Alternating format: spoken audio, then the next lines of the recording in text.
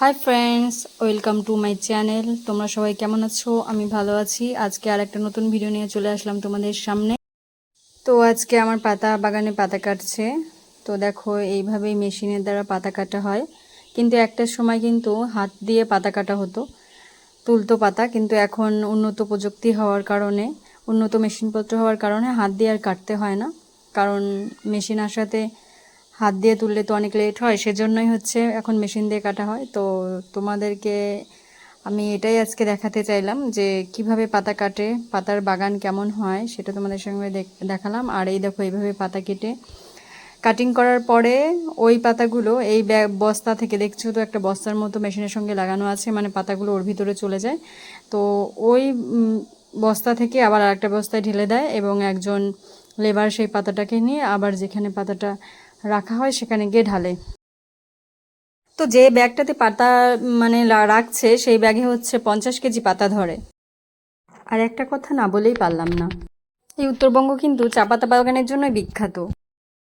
এই বাগানগুলো উত্তরবঙ্গের শোভা শতগুণে বাড়িয়ে দিয়েছে, যার জন্যই তো পর্যটকরা প্রকৃতির টানে চলে আসে এই উত্তরবঙ্গে। একদিন কিন্তু আমিও চা পাতা বাগানের প্রেমে পড়ে গিয়েছিলাম। খুব আনন্দ করছিলাম, খুব খুশি হয়েছিলাম যে প্রত্যেক দিন সকালে উঠে যেটা আমরা পান করি সেই চা পাতা বাগান এটা। আর তখন কিন্তু এই চা পাতা গাছ, ছোটো মানে চারা গাছ, চা পাতা মানে আমি একটা ব্যাগে করে বাড়ি নিয়ে এসেছিলাম। আর খুব খুশি হয়েছিলাম যে চা পাতা আমি ওখান থেকে এনেছি, এবং স্কুলের টিচারদেরকেও দিয়েছিলাম, তারাও ভীষণ খুশি হয়েছিল। আর ভাগ্যের পরিণতি দেখো, আজ আমি এই চা পাতা বাগান নিয়ে কাজ করছি। তো ভাবো কত ভালো লাগে বলো। তো আমি তো খুব খুশি যে এই এত সুন্দর চা পাতা বাগান, সত্যি খুব সুন্দর। আর যখন এখন তো চা পাতা বাগান কেটেছে বলে এরকম লাগছে, কিন্তু যখন চা পাতাগুলো কুশি পাতা ছাড়ে সুন্দরভাবে পাতা এসে যায় তখন খুব ভাল লাগে।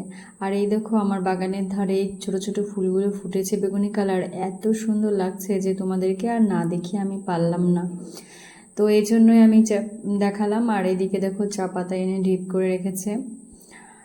চা পাতা কিন্তু এখানে এভাবে ঢালছে, আর হচ্ছে পাইকার আসবে, মানে যারা পাতা কেনে আর কি, ওরা আসবে। তো যারা বেশি দাম দেবে তাদেরকেই পাতাটা দিয়ে দেব, কারণ ফ্যাক্টরিতে নিয়ে গিয়ে পাতাটা ফেলা অতটা সময় কারো হয় না, হয়ে ওঠে না। তার জন্য এই পাতাগুলোকে মানে বাড়িতে এসেই পাইকার আসে, তারা দাম বলে এবং যে দাম বেশি বলে তাকে দিয়ে দেই। তারা 50 পয়সা 1 টাকা বেশি খায় আর কি, তারা ফ্যাক্টরিতে পাতা নিয়ে ফেলে আর কি। তো যাই হোক, এই রইল আমার পাতার গল্প। বৃষ্টির কারণে সঠিক সময়ে পাতাটা কাটতে পারিনি, তার জন্য পাতাগুলো অনেক বড় হয়ে গেছে এবং কুশি পাতাগুলো অনেক মেলে গেছে। এখন হচ্ছে দেখার বিষয় এটা যে পাতার দাম কেমন যাবে, ওটাই এখন দেখার বিষয়। চলো। আর এই ভাইটাকে আমি একটা কোশ্চেন জিজ্ঞাসা করছিলাম, বলছিলাম আমি যেটা বলছি তার উত্তরটা তোমাদের ভাষায় দাও। মানে উত্তরবঙ্গের একটা ভাষা আছে, তোমরা সবাই জানো, সেই ল্যাঙ্গুয়েজটাতে আমি ওকে বলতে বলছিলাম। তো ও এত লাজুক যে আমাকে বলতেই পারেনি, ও খুব লজ্জা পাচ্ছিল। কি বলবো, লাস্টে একটু উত্তর দিচ্ছিল, কিন্তু ও কী বলছিল আমি বুঝতে পারছিলাম না, ছোট্ট একটু উত্তর দিয়েছিল ও। তো ও খুব লাজুক, মানে যতই আমি ওকে জিজ্ঞাসা করছিলাম ও কথা মানে বলতেই লজ্জা পাচ্ছিল না, কি হচ্ছিল জানি না, বলছিল না।